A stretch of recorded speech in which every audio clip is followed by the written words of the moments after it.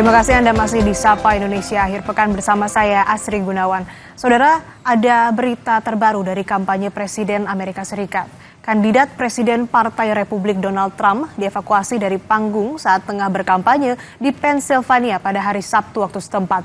Trump dievakuasi usai suara tembakan terdengar di lokasi acara. That chart's a couple of months old, and if you want to really see something that said, take a look at what happened.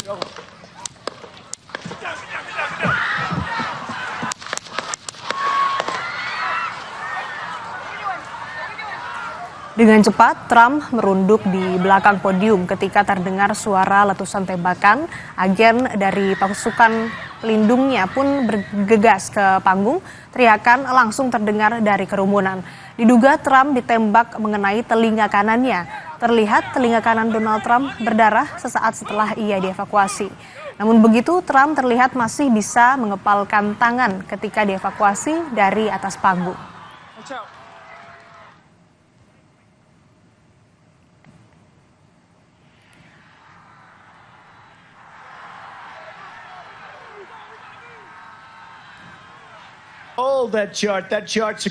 Saudara, kandidat presiden dari Partai Republik Donald Trump terluka usai suara tembakan terdengar di tengah kampanye di Pennsylvania. Meskipun terluka, Trump dipastikan dalam kondisi baik. Untuk membahas peristiwa penembakan Donald Trump, kita akan bahas bersama pakar hubungan internasional Universitas Indonesia, Profesor Hikmahanto Juwana. Selamat pagi, Prof. Hikmah. Selamat pagi. Prof, dari peristiwa penembakan saat kampanye Trump, bagaimana Anda melihat peristiwa atau kejadian ini? Pertama, memang kita harus menunggu segala sesuatunya ya. Memang ada beberapa fakta yang sudah kita lihat secara kasat mata dan sudah diberitakan.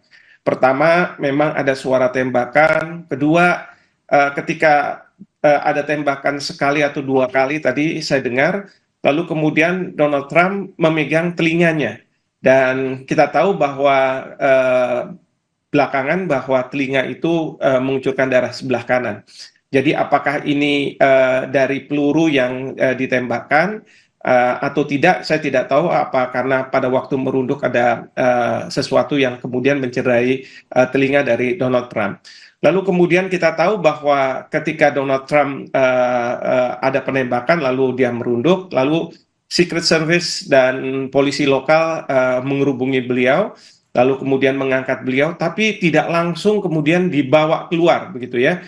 Di situ kita tahu bahwa Donald Trump sempat meneriakkan kata-kata fight, gitu ya, jadi lawan, gitu ya.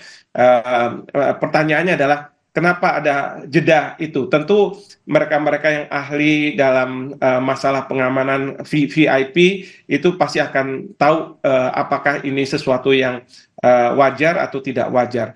Lalu kemudian saya juga mengikuti berita di Amerika Serikat yang mengatakan bahwa penembaknya itu sudah ditembak mati. Dan penembaknya tidak ada di lokasi di mana Donald Trump melakukan kampanye, tetapi mungkin di gedung yang berbeda, dan dia menggunakan senjata laras panjang. Ini yang disebut sebagai sniper.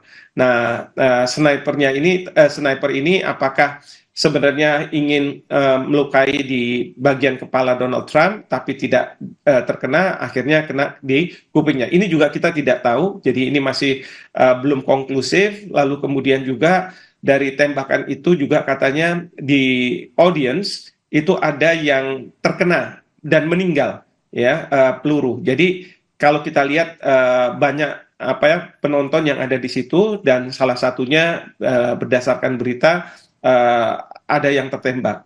Nah, ini semua fakta-fakta mungkin akan di beberapa saat ke depan akan terungkap lagi. Mungkin banyak fakta yang akan muncul.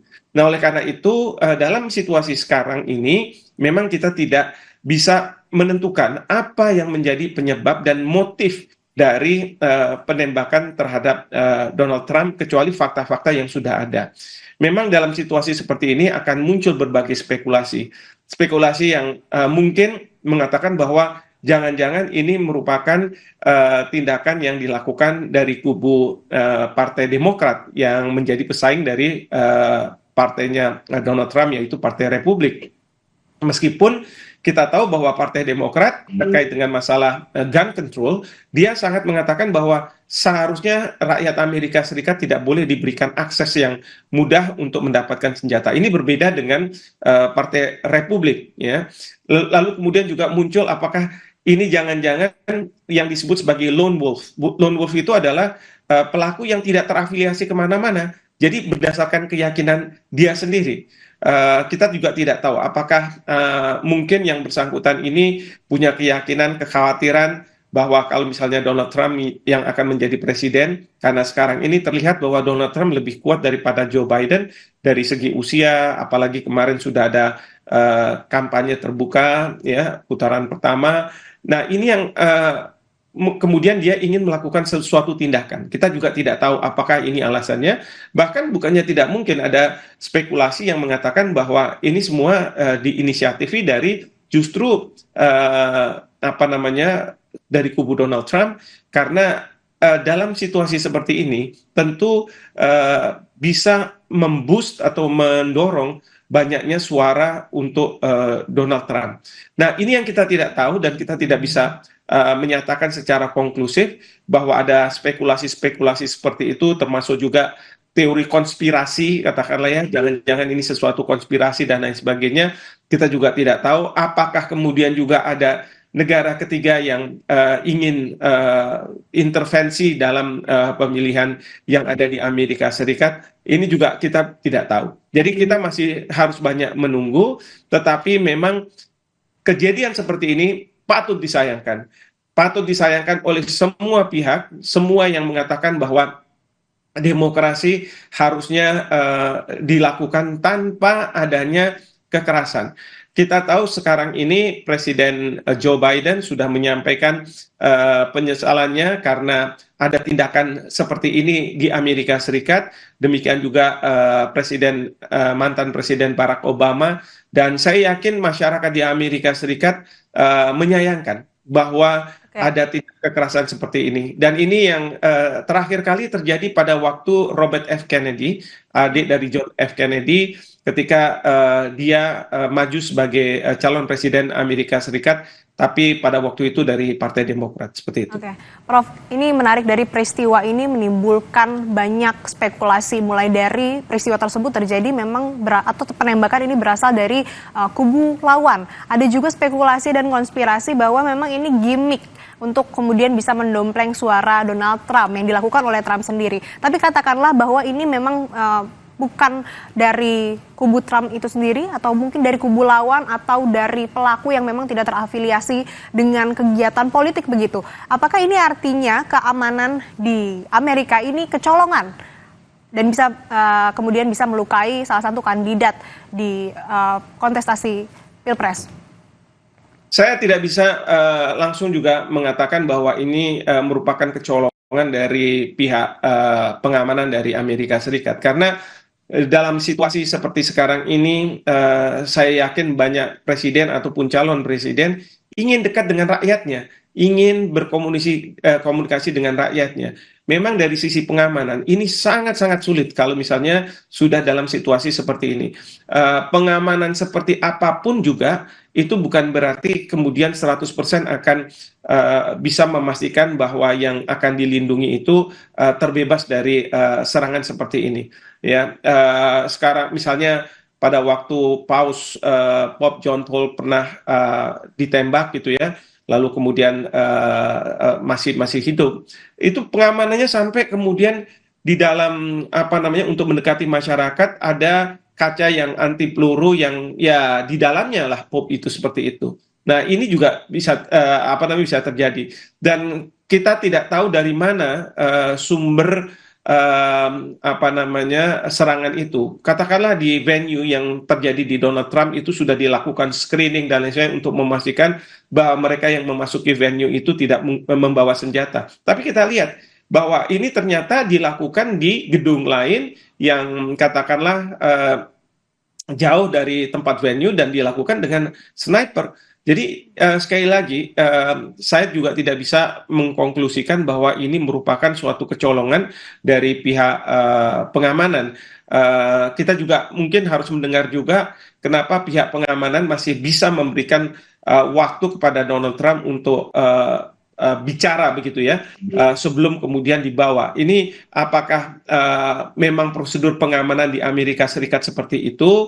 Karena kita tahu bahwa kalau misalnya ada serangan, apakah penyerang itu sudah dipastikan bahwa dia sudah dilumpuhkan, sudah ditembak mati, lalu kemudian ada komunikasi dengan pihak yang mengelilingi Donald Trump dengan mengatakan bahwa segala sesuatunya sudah aman, sehingga memang diberi kemungkinan untuk Donald Trump mungkin atas keinginannya dia untuk berbicara di depan publik. Nah, baru kemudian dibawa turun ke bawah. Jadi kita masih banyak misteri yang harus mendapat jawaban untuk kita bisa memastikan atau untuk bisa dipastikan bahwa tidak ada kecolongan dan ini memang sudah prosedur yang harus dilakukan. Seperti itu, Mas Rik. Ya, Prof, dari peristiwa ini, dari pandangan Anda, apakah ini akan memicu polarisasi? Ya, ini sangat-sangat bergantung ya, sangat bergantung hasil dari penyelidikan seperti apa.